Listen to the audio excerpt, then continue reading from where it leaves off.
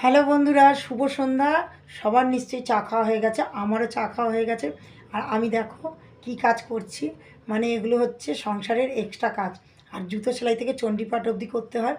এই কাজগুলো করার কেউ নেই, এগুলো আমাকেই করতে হবে। আর ওই শীত শেষ হয়ে গেলে জিনিসপত্র সব তোলা, মানে সে লেপই হোক, কম্বলই হোক, যাই হোক, ওগুলোও সব আমার কাজ। ওগুলোকে তুলতে হবে, সে নয়তো পড়ে থাকবে তো পড়েই থাকবে, কেউ তোলার নেই। যাই হোক, এখন আমি কি করছি দেখো, তোমাদের সাথে শেয়ার করছি।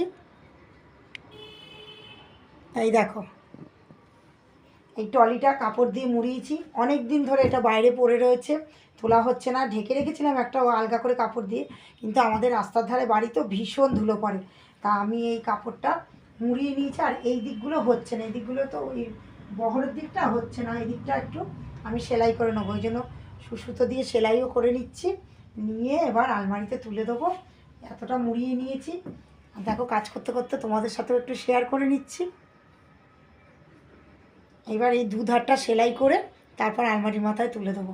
মানে এই সব এক্সট্রা কাজগুলো না সময় বার হয় না, কখন করব।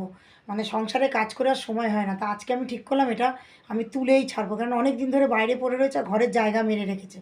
ওই জন্য এটা এখনই আমি ঠিক করলাম যে সব কাজ ফেলে যা বাকি আছে থাক, আগে এইটা করি। আর এই কাজটা করতে করতে তোমাদের সাথে একটু শেয়ারও করে নিলাম। চলো বাকিটা সেলাই করে তাড়াতাড়ি তুলে দিই, এরপরে অনেক কাজ আছে। টাটা।